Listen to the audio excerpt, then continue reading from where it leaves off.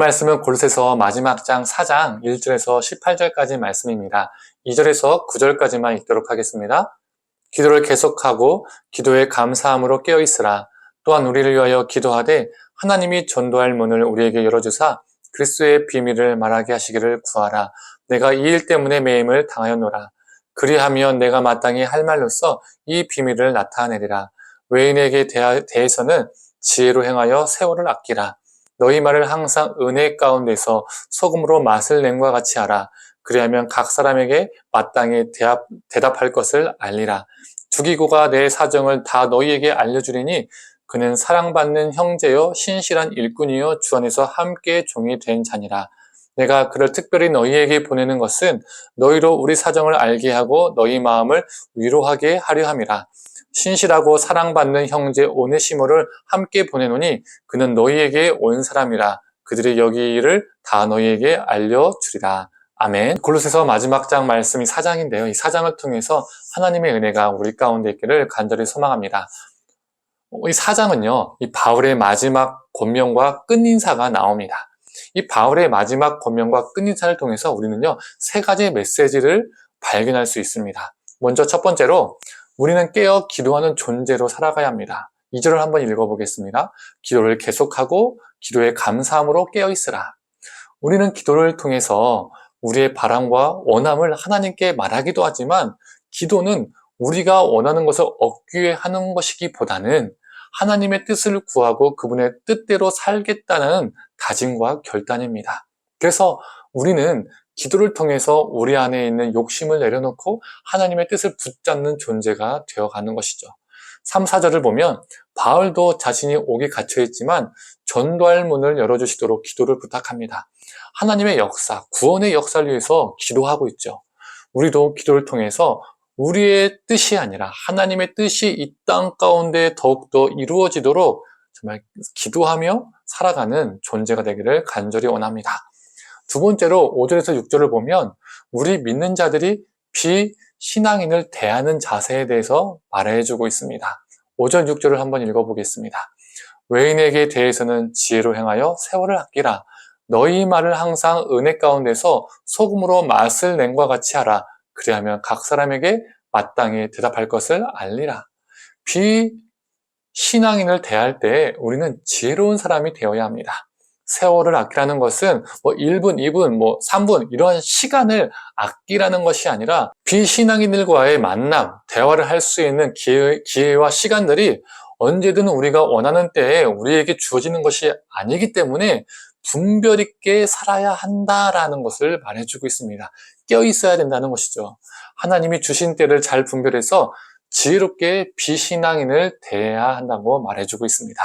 또 6절에 소금으로 맛을 냄과 같이 말한다라는 것은 상황에 적합하게 친절하고 유익한 말을 하라는 것입니다. 우리가 비기독교인들과 만나게 되고 대화하게 되고 또는 함께 일하게 될 때 우리가 그들을 어떻게 대하느냐에 따라서 그들의 생각이 달라질 수 있습니다. 저 기독교인들 상종도 하지 말아야지 이렇게 비기독교인들이 생각할 수도 있고요. 또 저 사람은 참 좋은 사람 같아. 참 좋은 신앙인인 것 같아. 참 신뢰가 가. 이렇게 반응도 나올 수 있습니다. 전자의 반응은 전도의 문이 막힐 수 있지만 후자는 그들의 마음이 열릴 수 있는 기회가 됩니다. 바로 이것이 세월을 아끼는 것이고 소금으로 맛을 내듯 말하는 것입니다. 성도님들, 우리가 같은 신앙인들끼리와의 만남, 대화도 중요하지만 비신앙인들과의 만남과 대화에 있을 때에도 이 그리스도의 향기를 내뿜는 존재가 되기를 원합니다. 세 번째로 우리는 우리의 신앙의 삶 속에서 좋은 동역자가 있어야 합니다. 내가 누군가에게 좋은 동역자가 되어줘야 하고 또한 하나님께서 우리에게 좋은 동역자를 붙여주시기를 간절히 소망해야 합니다. 오늘 본문을 보면 바울에게는 두기고와 오네시모가 있었습니다. 골로새 교회가 파송한 에바브라도 있었죠. 이 에바브라가 바울에게 골로새 교회 소식을 전하고 또 에바브라는 다시 이 골로새 교회로 가는 것이 아니라 바울과 더 머물기로 했습니다. 그래서 바울은 두기고와 오네시모를 통해서 이 골로새 편지를 골로새 교회에 보낸 것이죠. 이처럼 바울에게는 에바브라, 그리고 오네시모, 그리고 두기고 같은 귀한 동역자들이 있었습니다. 특히 이 두기고와 오네시모를 향해서 공통된 표현이 있습니다. 신실하고 사랑받는 형제다라고 말해주고 있습니다.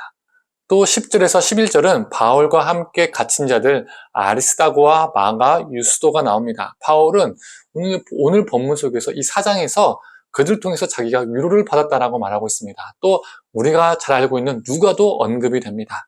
이렇게 바울에게는 귀한 동역자들이 있었기 때문에 바울은 수많은 역경 속에서도 버티고 힘을 낼 수 있었습니다. 우리도 마찬가지죠. 우리는요, 혼자 살 수 없는 존재들입니다.